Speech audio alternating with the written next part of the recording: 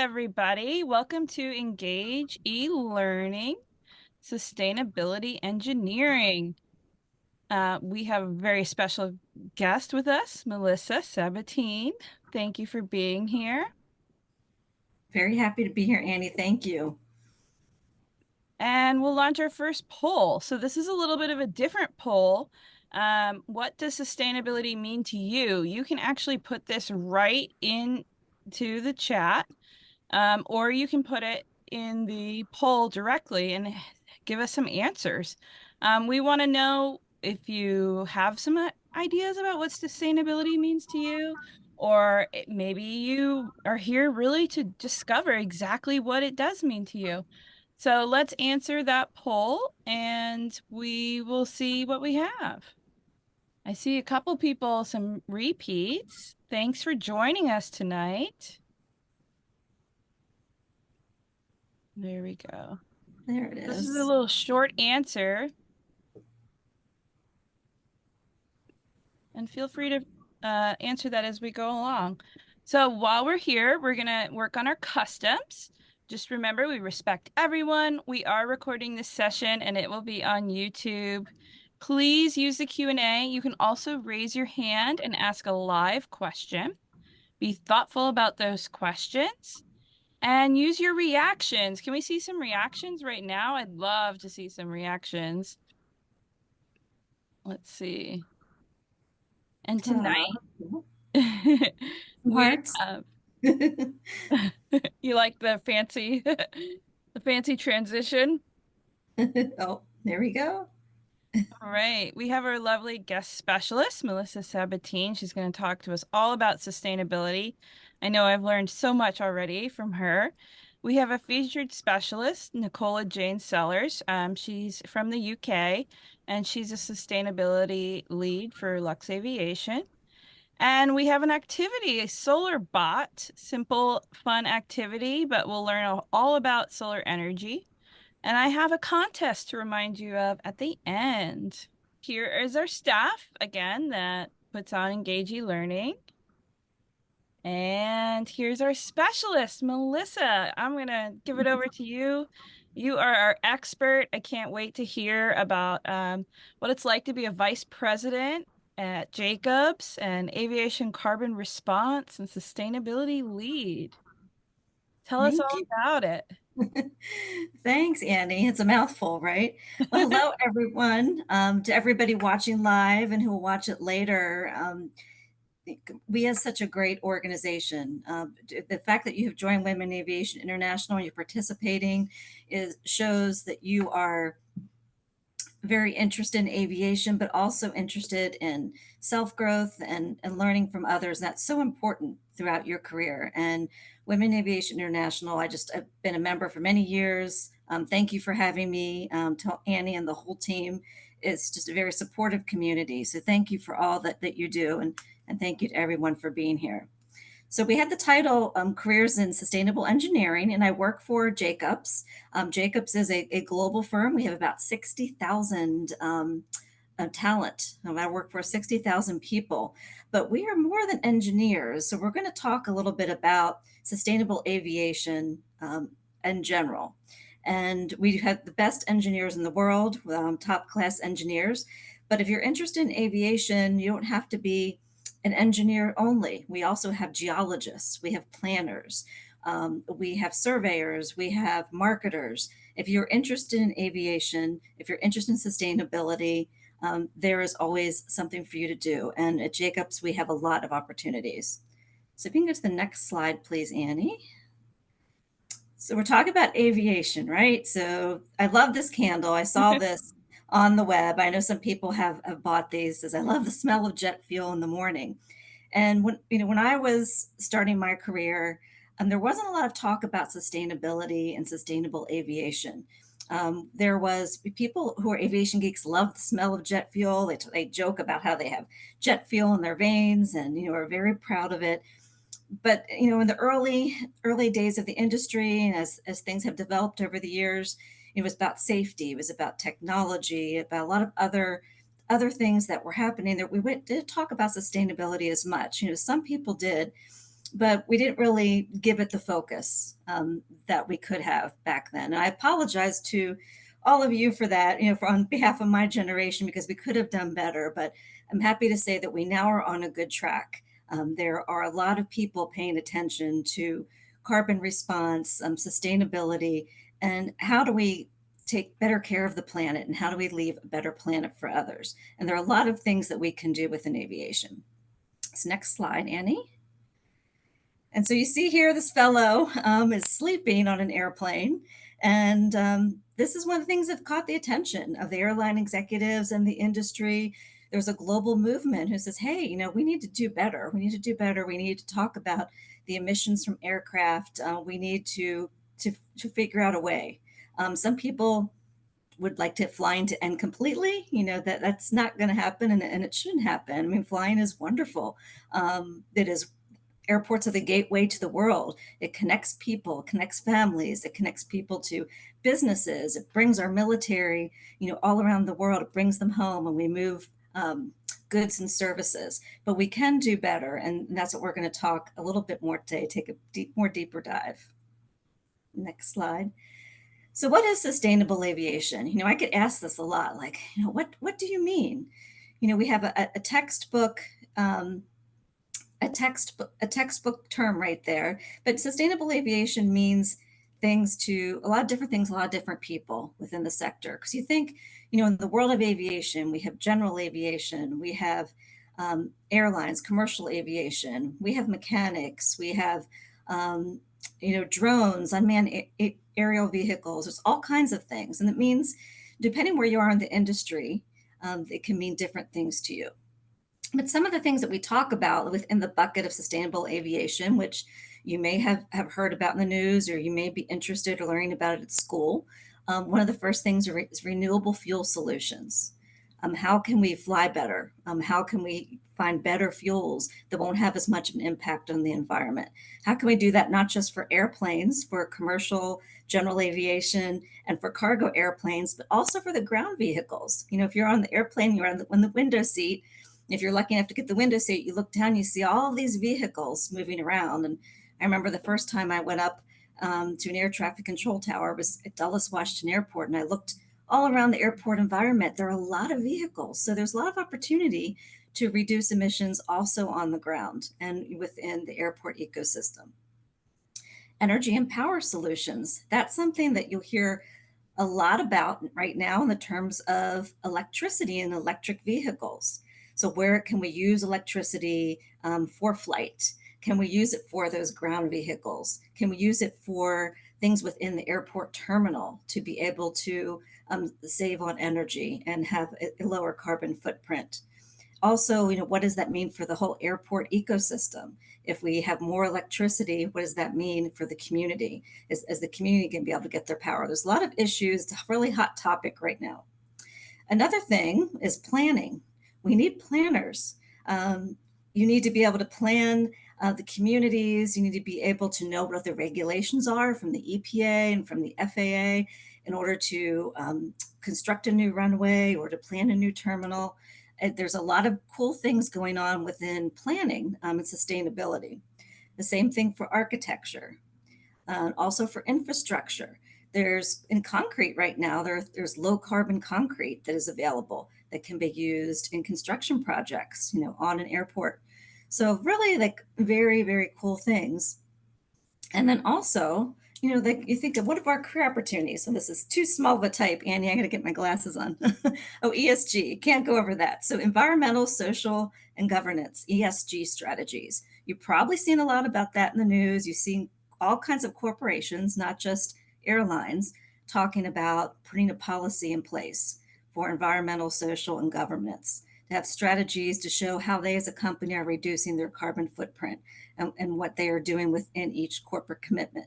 I'm very proud at Jacobs. We have a very strong corporate commitment. We have a climate action plan, and everyone across the company is dedicated to really working that plan and delivering the best that we can for our clients in this area. So where are the career opportunities within aviation? So engineering, yes, we do need engineers, aerospace engineers, mechanical engineers, electrical Yeah. engineers, you name it. If you're an engineering track, that we have something for you. Maybe you want to work for the airlines. There's so many different jobs within airlines. All of the airlines now have chief sustainability officers. They have teams. They have different programs they're putting in place. They're creating partnerships with the private sector that are geared towards sustainability, whether it be alternative fuels or reducing the plastics that are being used on airlines, or a different type of material. A lot of opportunity there. Airports, you could be an airport manager. You can be a CFO. There are so many different touch points for sustainability within an airport. But if you manage an airport, you really do need to know all about sustainability. You need to make sure that you know what's happening on the federal level, and there's interest in design and making sure you're responsive to the community.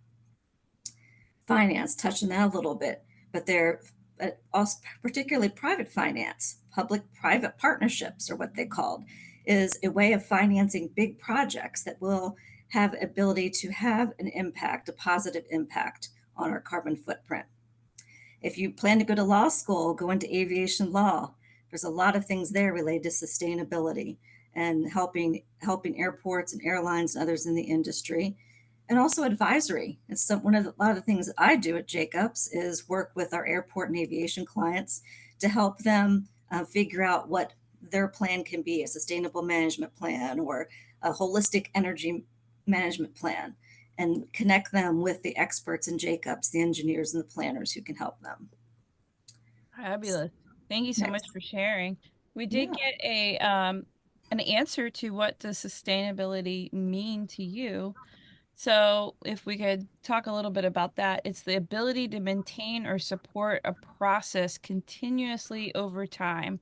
And how does that, I mean, is what do we think about that answer? Is that a good kind of overall big idea for sustainability, I, Melissa?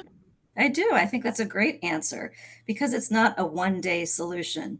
When a company, organization starts to write a sustainable management plan and talk about what their unique circumstances are, there are often many different phases, and it's a long term process. It's about having set different goals. What can we do in the short term? What can we do in the long term? How do we get there? What technologies can we use? What can we do better? What can we learn, from others and best practices? So that's a great answer, whoever said that. Thanks so much. If you have more ideas or something, you can put it in the chat or you can put it in the Q&A. Absolutely. Oh, and we have a new poll. Melissa, do you want to launch this one while I get it going? Yeah, so we're going to focus a little bit on sustainable aviation fuel. And here's the little poll asking, what is sustainable aviation fuel, which is referred to as SAF? What is it made from? It is something that is, it acts like traditional fossil fuel, but it's made from sustainable sources. So you have a couple choices here: French fries and chicken wings, animal waste and residue, things that are not used for food, soybeans, or anything found in the landfill. All right, let's get our answers in. What do you think SAF is made from? So while people are answering, talk, why is SAF such a big deal, and why am I wanting to talk about it when there are so many other things to talk about sustainable aviation fuel? SAF is regarded as the silver bullet, the thing that everybody in the industry needs to work towards in order to reduce our carbon footprint. It's something that we can do now. It's a now technology. There's a long-term commitment that the aviation community has made to reach net zero, and that is through SAF. So you'll hear a lot of talk about it. And in the aviation industry in total, it contributes about 3%, to our carbon footprint. And why is that? Because we're flying, we're flying with traditional fossil fuel. And so it kind of looks at, okay, what's the demand? Like how many people are flying? How many goods are being moved? It looks at that. And then how is the energy being used? That's why you'll also be hearing, or you may have some other speakers that you've heard throughout any of the Women Aviation International programs on engines. There are better engines and other technologies that are being made with all the goal towards sustainability and reducing our carbon footprint. But also the carbon, what's called the carbon intensity. So it's, what type of fuel is being used and the type of fuel that's being burned into the atmosphere. And so that's why there's been a lot of research and development into SAF. And I was very honored to work before I came to Jacobs for a company who's the leading global producer of SAF. It's a company called Neste. It's a Finnish company. Neste means liquid in Finnish. And they were a traditional oil company who was one of the early companies that said, hey, we see the renewable market, and we also want to contribute, to the industry. How can we do something to help lower the carbon footprint? And so they start to retrofit the refineries, and they make SAF now. And you'll see, there are a lot of other companies that have come up through the US and through the rest of the world, because we need a lot of SAF, Yeah, a lot. a lot. We Did we did get get any some, answers? yeah, we did.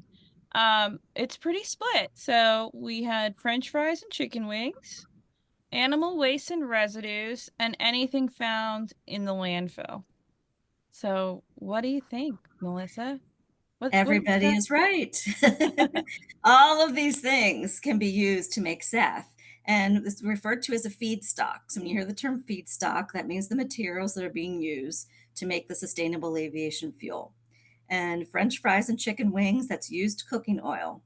Yeah. And that's what's used right now in the technology that you will fly on. So if you're on a flight and the airline says to you, you are flying on a flight that's fueled by sustainable aviation fuel, and most likely it has been made with French fries, chicken wings, used cooking oil, animal waste, and residues.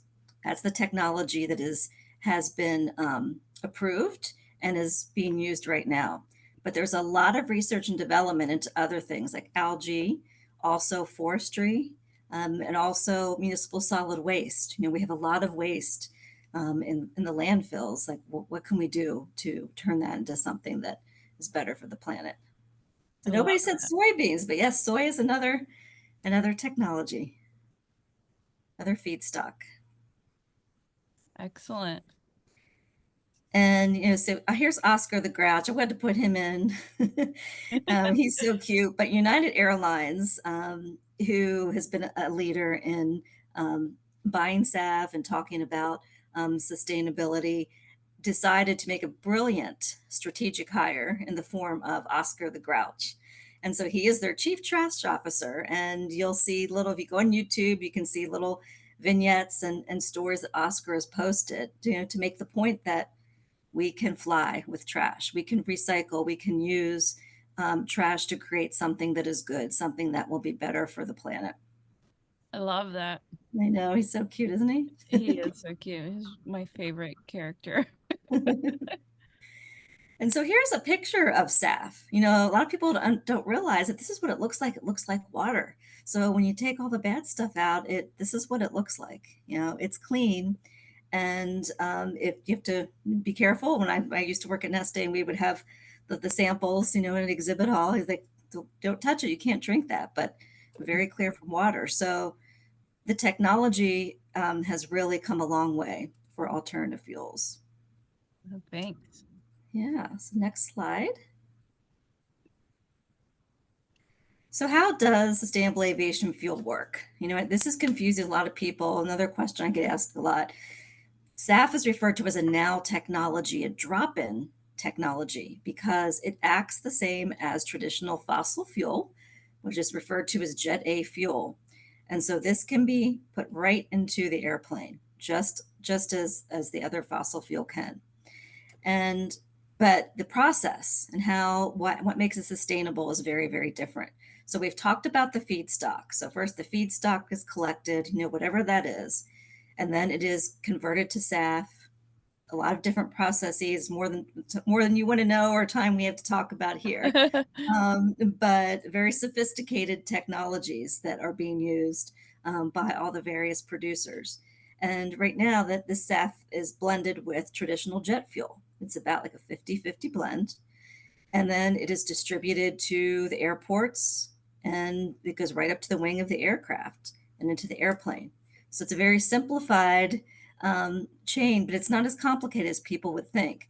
And this chart here, this says 70% reduction in CO2 from flights using SAF.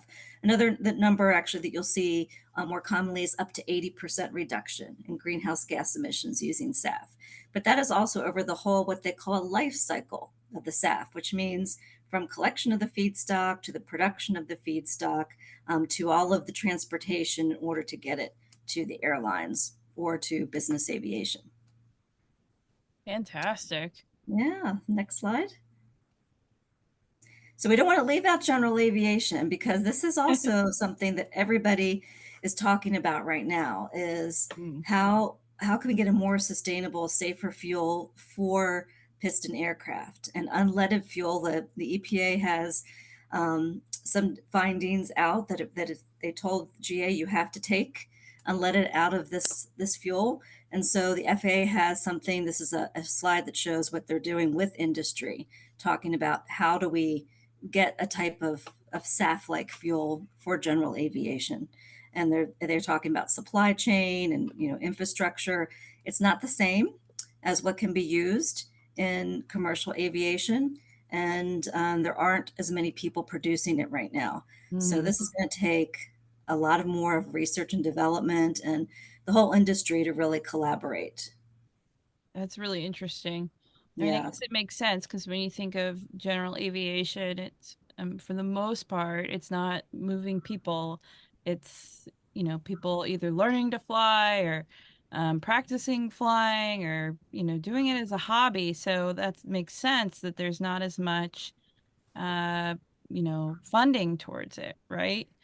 It's a newer conversation, Yeah. there has been for commercial airlines, and there's not, like, you're right, and there's not as much um, financing like the airlines have or some of the other industries for this, but it is a priority. Everybody's working Yeah. together, and it's expensive. It's then, but commercial Jet A is expensive as well, and that's one of the reasons that it's difficult to deploy staff to all the airlines right now. Well, first, one of the supply is that we can't make it fast enough. We need more Right. producers, need more people to be out there constructing these plants and finding solutions. But it's not something that you can do overnight. The Mhm. renewable technology is very complex, and there's a lot that goes into it. So the administration has something that's called a SAF Grand Challenge, which addresses all those issues, and it's the industry and government working together to go through all of the different issues to see how we can scale up the production of SAF. And now also, they're including general aviation in this, and so how can we all work together to find something that's affordable and readily available and is effective and safe. Yeah. So Fantastic. Annie, you asked me to talk about my career path a little bit. Yes, please. So I am not an engineer, and I work for an engineering firm. And people say to me, how did you get into aviation?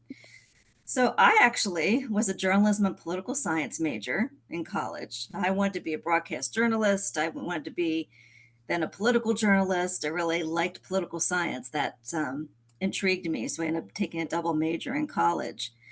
And I did not like math at all. I was not good at math and science. And so I never thought, and it was not occur to me that I could ever have a career in aviation or anything very technical, because I just didn't think I had those skills.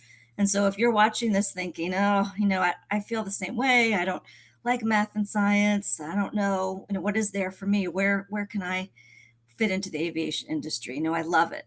Um, Please do not let yourself be caught up in those limiting beliefs. If you love aviation, if you feel in your heart, if you feel in your gut that this is exciting to you, that you want to be in this field, there are no limits. There are so many things that you can do, and you don't have to be a scientist or a technical person. We definitely need them, and it's very important to keep that pipeline filled, but there are lots of things for everybody to do. So please never think that there's not a place for you. So my path, came to Washington, D.C., which is where I live right now, and I was the press secretary for my congressman. Here is what happened. And you kind of look back now and see how all this flows together and how I got to where I am today. But he became chairman of the Health Science Committee. He was the ranking member of the Health Science Committee, then became the chairman. And his name was Bob Walker. He's long since retired, but he was one of those members of Congress who was a big thinker. Like, he believed the United States had a responsibility, and we owed it to ourselves and as a leader in the world, to think big and think about big science projects, basic science projects. What is the next thing? And so he was a proponent of space, commercial space. He's one of the first um, members of Congress to start talking about the commercialization of space. And he also was a big proponent of hydrogen as an alternative fuel source. And so that is where I start to kind of get, the bug and start like, wow, this is really cool. I really loved spending time with the folks at NASA and learning all these issues. We had some really smart people in the committee. A lot of people come to testify before the committee. And at that time, many of you may have been able to participate in a call with the astronauts on the space station, or have learned about the work we do on the space station now. But at that time, before the station was built, every year there was a funding discussion, and Oh. we never knew whether the space station was going to be funded, whether the space program was going to get what it needed for us to advance, as a country. And so I started to learn more about NASA and helping, using my communication skills, my political skills, working with other press secretaries in the committee so that their members of Congress could go home and talk about what NASA means from a practical standpoint, like what the research does. It helps farmers. There's so much that the space program or NASA has done that helps farmers. It helps the medical field. There's so many spinoffs. And so that was a way I could contribute. I could contribute to something that I loved without being an engineer, without being a scientist. I could promote the people who were the technical folks, to talk about those things. So then, he retired, and I left and went and worked at a high tech trade association for a while. Nothing to do with aviation. Came back and worked for my senator as his communications director and in Senate leadership. And then my first boss, Mr. Walker, came back and said, hey, I was asked by the president to chair this commission on the future of the U.S. aerospace industry. We have this broad charter. We don't know how we're going to handle it. We could use some help. Could use your skills with both your government affairs knowledge and your knowledge of the press, and just to help to be part of the team. And so I went and did that for a year and a half. And that is really where I think I became a full blown aviation geek, because it was a wonderful experience where the commission was asked to look at where the U.S. should be. Like, what are the recommendations for the U.S. to be a leader in aerospace in the next 20 years? And so we had people I got to work with from NASA, from Department of Defense, from Department of Commerce, like really amazing people from all over the government who had an interest in aviation. And I really learned a lot from them, and became even more excited, about all the different things that were happening in the world of aerospace. So that was a year and a half. And after that, I went to U.S. Department of Transportation and worked on the transit side a little bit. And then I went to work for Secretary Norm Mineta, who's also a congressman, also a mayor. And he's since left us, but he is known really as one of the great leaders in the aviation world, where I learned so much more from him and got to work with a lot of the great people, the FAA within the industry. And this was all doing this with a bachelor's degree and using my passion for the industry and my skills. You don't need to be an engineer. You don't need to be good at math. There are lots of things to do within the aviation industry. I then went to work for the leading airport association, one of them, American Association of Airport Executives. And then I went to work for Neste, as I mentioned, now at Jacobs. So there's my advice to you is, like, don't limit yourself, and always ask questions. Ask questions, try and meet as many people as possible. Even if you think that it's not the direction you want to go in, it just might be. If the more you talk to people and you follow your instincts, it's going to lead you a different path. And maybe you'll be diverted for a little bit, but I know looking back now, I can see how things worked out the way they are. But believe in yourself, and there are a lot of people here to support you. Oh, I love that. Thanks so much, Melissa. Thanks for sharing. You know, I've heard a lot of similarities in different people's careers, and that they had no idea that they'd end up where they are, and they're so grateful for their path. So, I Yeah. really love how you highlighted that. So we're going to talk about Jacobs a little bit here. We're going to play a quick video because I may be hoping some of you might be interested in joining us.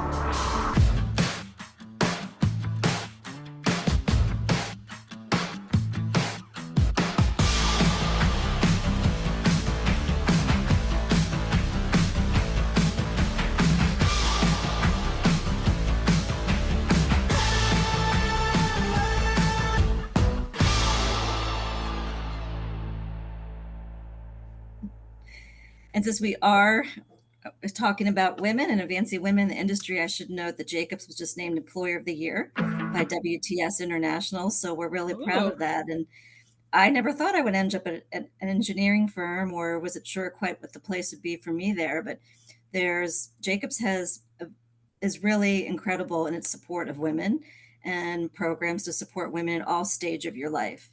Whether you are a young professional, we have a wonderful young leaders program. We have flexible work schedule. I'm in the stage now where I have senior care issues. We have a caregiver program, all kinds of good benefits and support within the company. So those are the types of things you kind of want to look for when you're looking for a job. And if anybody is getting ready to graduate or you're thinking about it, we have great internships too. I have the website there. I'd be happy to talk to you more about Jacobs, or just anything, any career questions. And always happy to talk to folks. Oh, thanks so much, Melissa. Yeah, I mean, I hope, do we put your internships on our Jobs Connect? Maybe that, I don't know. We'll have to oh, figure maybe out we how to could do that. make Yeah. that connection. But yeah, so this is a great opportunity if you're looking for an internship. But yeah, we have a Jobs Connect and we can post internships and our members can access it exclusively. So you'll get Women in Aviation members looking at those jobs. So if you are a junior member and you're looking for internships, you might find some there, and you can visit careers.jacobs.com. Well, Melissa, this has been fabulous. I've learned so much. I was taking my own notes, actually. Well, I a lot of won't, material in a short time. I know there's so much to absorb. But we have a question. And Melissa, have you pursued a pilot's license or anything like that? It's related to our question. I have not. I have not. My eyesight, as you like see, I keep put my glasses on and off. is not the best. However, I would like to learn. I would like to at least know. I'm blessed to have several friends who are pilots who will take me flying. And Annie and I were talking earlier. My condo building's right next to AOPA, and they have a simulator. So I'd like to get some simulator Simulator time. time. Simulator Yeah. time's great way to start. I wish that I had done a little more simulator time. So yeah, someone asked if, let me translate this question. So what made you want to be, a sustainability lead, and what age did you really like commit to it? That's kind of where the question was going. Yeah, great question. So I've been at Jacobs a little under a year. This is a new position for the aviation team. But my love for sustainability, started back when I worked on the Health Science Committee, when we were talking about hydrogen as alternative fuel, talking about R&D, starting to see what the possibilities were to, reduce the carbon footprint before it was really, a popular conversation. And then through just my own education and talking to people and being involved, with various organizations, just educating myself. I really want to leave. It's very important to me, whatever job that I have, that I'm doing something to contribute to the greater good. And right now, I think sustainability and what we can do to take care of our planet, and what we can do to make it better for future generations is one of the most important issues. And that's something it's a passion. It's a passion project. It's a passion area for me. Oh, I love that. Thank you so much. Well, thank you so much, Melissa. If you all have any more questions, you can put them in the Q&A. We do have, if there's anything we want to say about our copyright. No, that's just Okay. standard corporate slide. So any other questions? Now is the time. You could also put it in the chat to us. And Mhm. while in the meantime, while you think of some things, Nicola-Jane Sellers is a sustainability lead in the UK, and she made a little hello video for us as it's about 12:31 a.m. her time. And she said she had a really early group project tomorrow. So here's her message and a little bit of a different international view on sustainability. Maybe.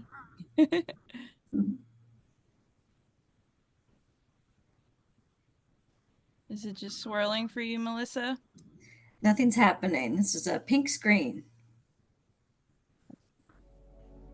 How There about we go. now? Oh, yay. Hi, Women in Aviation International. My name is Nicola-Jane and I'm the Group Sustainability Manager for Luxaviation, and I'm also Chair of the Air Charter Association's Next Generation Group. I firstly want to say thank you very much to Annie and Kelly for inviting me to be a featured specialist here at the E-Engage event, which will focus on sustainability today. So I'm sorry I can't be there with you live. I'm currently in London Stansted Airport to be with you, but naturally there is a slight time difference here in the UK.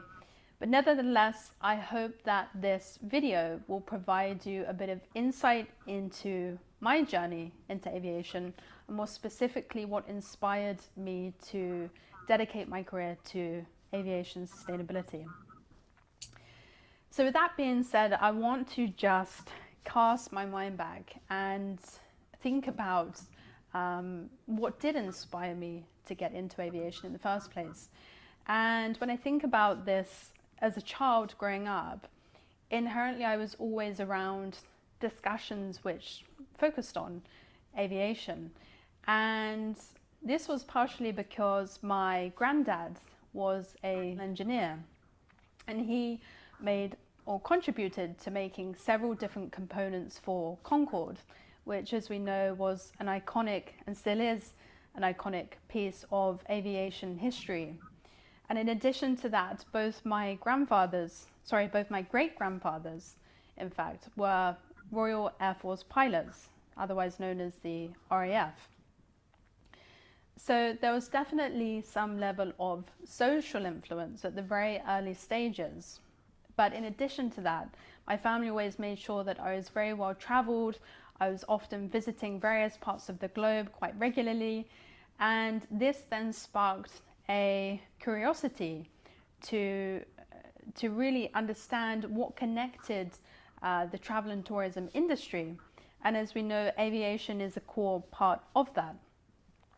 So with these two elements combined, I, without hesitation, explored my first entry into aviation, which really began working for an established in-flight caterer.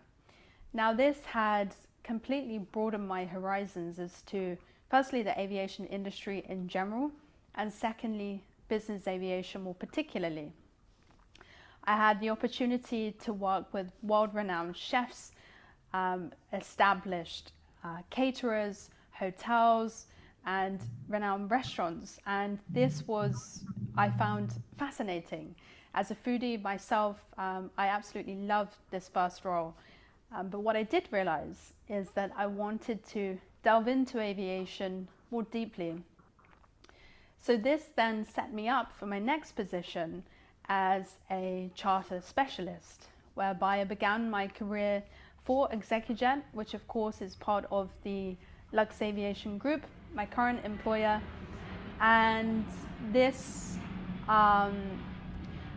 enabled me to manage several multidisciplinary charter programs simultaneously, and each day was different in its own respect, whether it be the catering that we were providing, whether it be the passengers that we were flying, or the brokers who we were connecting with. And I just found this role exhilarating, and it was a 24-hour business, and really I felt a sense of adrenaline, whether it was the early mornings or late nights. It didn't matter. You had, what kept you going was your passion. And like I say, it was this adrenaline that you felt, knowing that you were contributing to this aircraft departing from point A, all the way to point B, and perhaps onwards and onwards. So I was in this role for around 5.5 years before I began reflecting on this position and my contribution to this role. And I then realized there was a wider impact on the environment. And as we know, there has been a lot more focus on this area of aviation, for example, the environmental impact. So with that being said, I had this in the back of my mind for quite some time, but this area of focus was catalyzed really due to my first trip I took to Iceland. And I remember taking the journey, hiking up this majestic glacier, looking out onto the horizon of southern Iceland. And the local tour guide was telling me about this glacier I was standing on and how it used to reach the ocean that I was looking at. But we were miles back by this point, and she had said it was obviously due to climate change because it had retreated so much. And it was at this very point I had an inherent sense of guilt because I felt that I was contributing to the problem.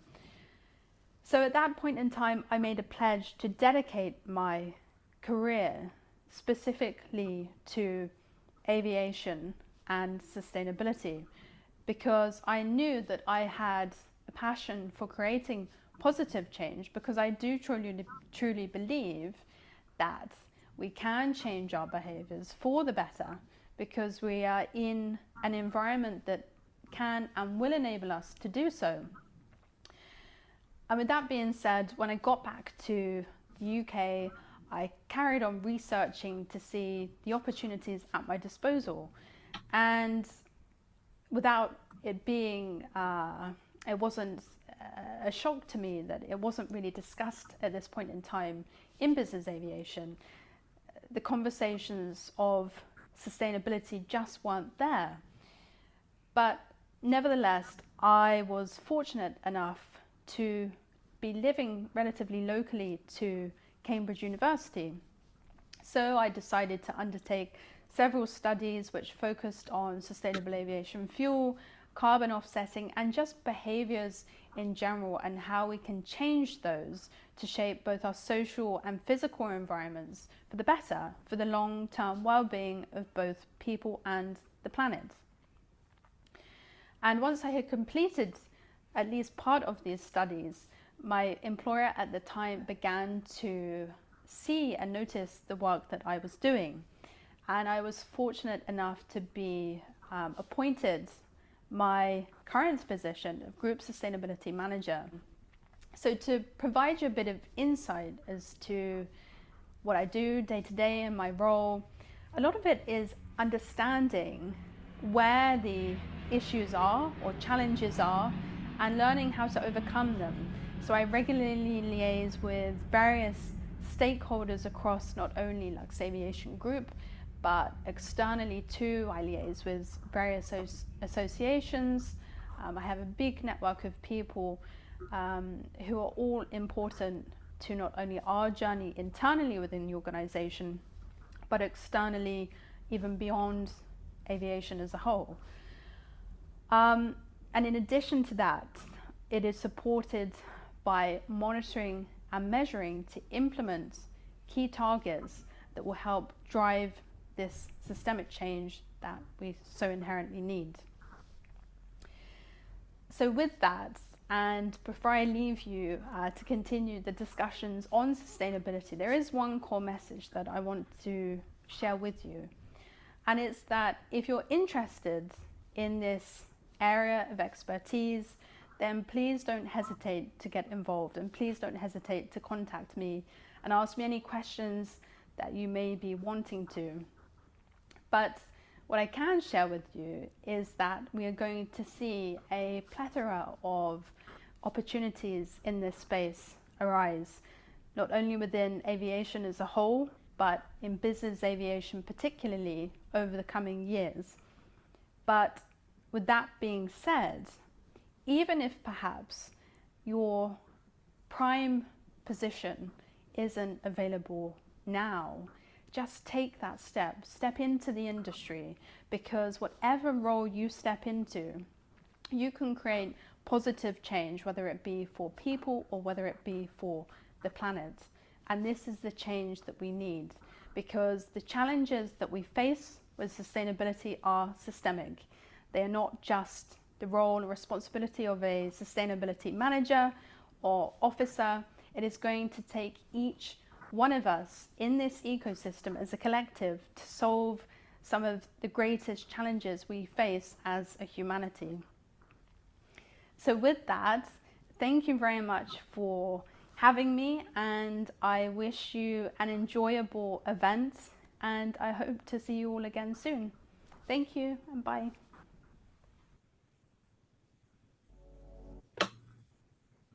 No, Annie, I think her message that's everybody's challenge opportunity in sustainability is a really powerful one. It doesn't matter if it's in your title or not. Absolutely. Absolutely. I think it's really important, and that's why we're here today. So we're so grateful for you. And I'm gonna speed up a little bit. So I'm launching this poll, and you can kind of read through it. It does have some big ideas, but what role do you think girls can play in ensuring a sustainable future for aviation? So we have innovating, opting for sustainable sourced catering and supplies, encouraging environmentally conscious choices, education. So where do you think, and Melissa, if you want to say anything about that, please jump in. But I'm gonna go get started on our solar panel while we have a few more minutes. So if you were able to get your supplies, awesome. If you weren't able to get your supplies, you can follow along when we put this on YouTube. But I just wanted to briefly go over how the solar panel works. So the sun has photons, and they're little tiny particles, and they move in waves of electromagnetic radiation. So move like this. And Melissa, jump in. I know you're the expert here. I'm not an expert on solar. You're doing great though. Okay, great. So then the photons, they hit the solar cell, and the solar cell has silicone in it. And then they kind of turn into, or knock, which is a term for um, this transferring of electrons. And then the electrons make this movement, and that's the current. So you can kind of see the current here. What happens is the current will flow into this conductive wire, and it'll go to an inverter. The current from the solar panel is a DC current, so that's a direct current. And it comes out of the inverter, which transfers the direct current to alternating current. That alternating current is what we have for electricity or for batteries. Like you may see all the time on cords, AC motor. So in terms of aviation, we can harness some of that energy, and people are testing harnessing that energy in forms of batteries and things like that. We can use it for geothermal, I'm sorry, not geothermal, airport operations to power the airport and things like that, all reducing that footprint. So for our activity, you can get your materials. We have a little tiny solar panel. Here's mine. It works the same way as a large one. It's got those solar cells. There's a little toothbrush motor. I have some electrical tape, and then if you have googly eyes, you can use them. If not, you can make them out of construction paper. You can add all sorts of things. I have a couple of recycled straws and a bottle cap, so we're just really gonna have fun and make a little cool solar bot. And without further ado, the only thing that you need to know for this is similar to our drone activity. If you were here for our drone activity, we have a positive charge wire and a negative charge wire. So on the back of that solar panel, you'll see that plus and minus symbol. And when it's in a proper circuit, it creates a closed loop and it's a network, and that's what carries that electricity. So I'm going to go ahead and switch to my camera. Here we go.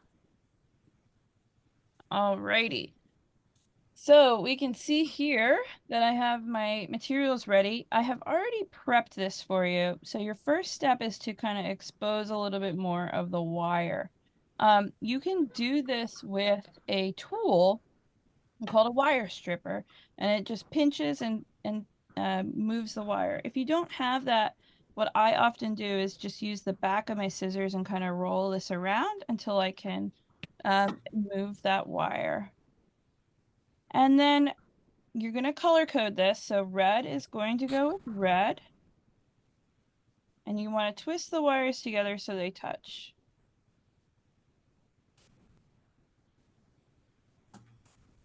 And then blue and black will go together. Always put your red together. All right. Now at this point, I'm going to just go ahead and tape my motor to my solar panel. I'm using this red tape because it's super sticky. And then you also want to tape your wires. So it'll be a little easier once that's taped. Here we go. So if you want to color code it and you have black electrical tape, you can do that. You really just want to wrap that, make sure it's secure so that the wires are not exposed.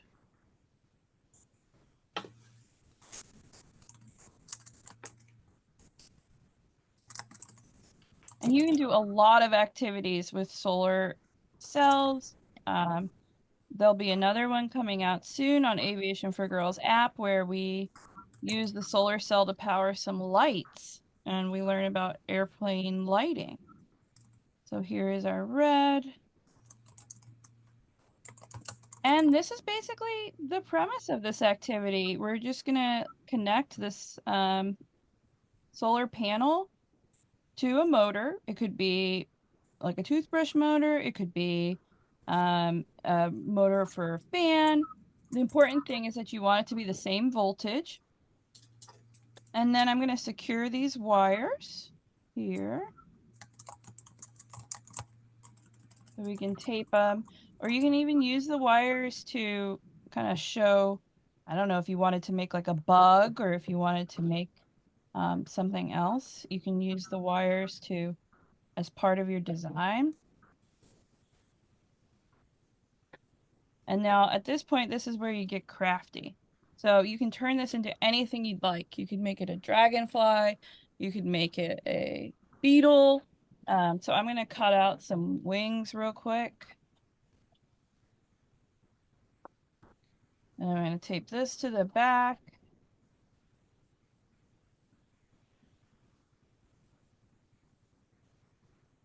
Annie, I think my electrical engineer colleagues would be very impressed.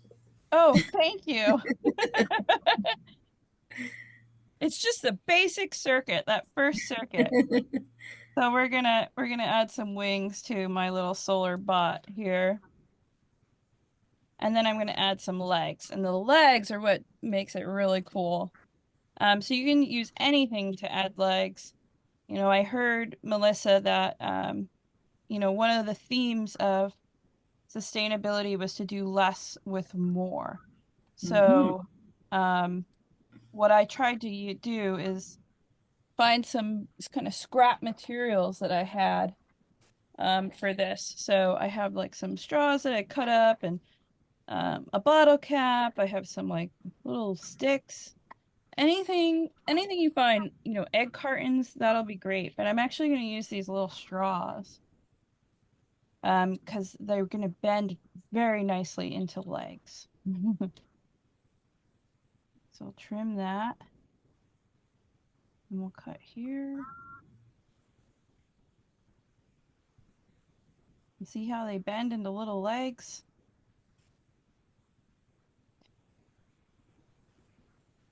There we go. And then you can just tape those to the back too.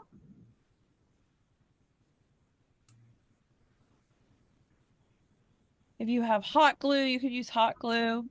That's fine. Just try and use what you have is best. All right. And then I have a video for you all because mine is not going to light up. The sun has gone down. This Mhm. solar panel requires the sun. And I can tell you for sure, particularly with this motor, it requires the sun, direct sunlight. Um, so then you can bend these little legs up right here. There you go. And add your googly eyes. So you can spend a little bit more time. We're running short. You can add antenna, really have fun. You can make it look like an airplane instead of a little bug. Um, but what happens once you are finished and you put it in direct sunlight, and its little legs are ready, you can see how that sunlight activates it. You can hear the motor. And that's really using that solar energy to power something electric, the same process that we were talking about. So experiment with this, see how much sun it may require.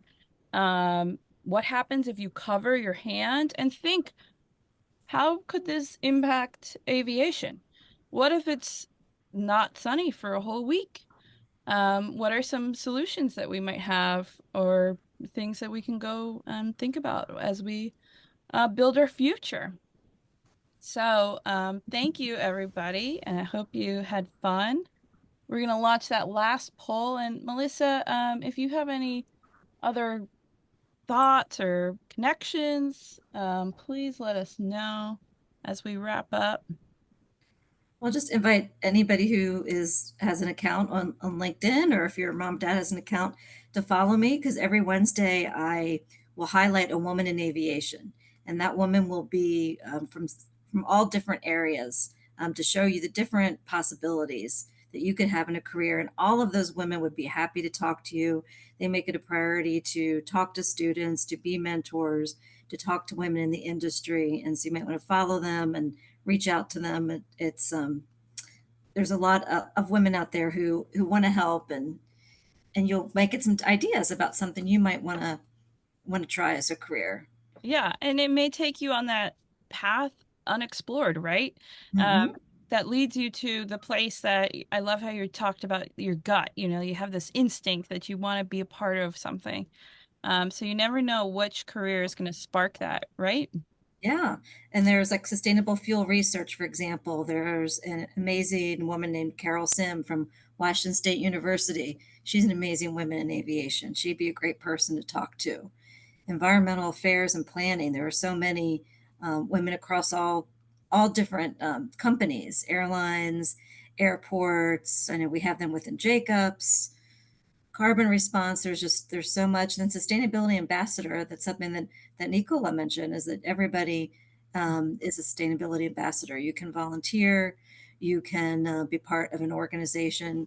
Um, lots of things happen at your local airport too. There'll be different things you can participate in, whether it's like a cleanup effort, a foreign object debris walk, or things that they're doing at the airport. So keep your eyes open and see what makes you smile, what lights you up. I love that. Thanks so much. Thanks so much for being here. We do have one more question, and that is someone is going to be coming to the USA in a couple years with a scholarship. What would be a good area to study? If maybe if you're interested in aviation or interested in aviation sustainability. Well, if I saw that note, Naveen, I'd be happy to talk to you offline and just see more what your interests are. And it really kind of depends on, again, kind of what lights you up. There's so many things Right. that you can do. And the colleges right now have different curriculums related to sustainability. And I'd just be happy to talk to you to just kind of see where your interests lie. Thank you so much, Melissa. We so appreciate that. And Mhm. everybody, if you're still tuning in, we do have a coloring page design contest. So our 10th anniversary of Girls in Aviation Day is going to be in September. And you can design a coloring page that represents what Girls in Aviation Day means to you. So stay tuned on the Aviation for Girls app. I will be making a little video of how you could make these pages like I do. Very nice. Yep. So join us again. We have Aviation for Girl Connect News coming up in June. We'll have an activity raffle. And then our next Engage E-Learning will be navigation and flight planning. Melissa, I am so grateful that you were able to join us. Thank you so much. I learned so much from you. I may have to ask you some more questions later. I'm very inspired. Um, My but pleasure. My really pleasure. appreciate your time and being here with us and sharing your story. So Thank you, Annie. Thank you. And thanks to everybody listening and watching. And I wish you all the best. thank you, Melissa. Well, everybody, until next time, I hope you tune in again to Aviation for Girls, Engage E-Learning, and we'll see you again. Reach out to Melissa if you have any questions about sustainability, and you can reach out to me if you have any questions with youth programs. Thanks again, Melissa. Bye bye. Take Bye, care. everybody.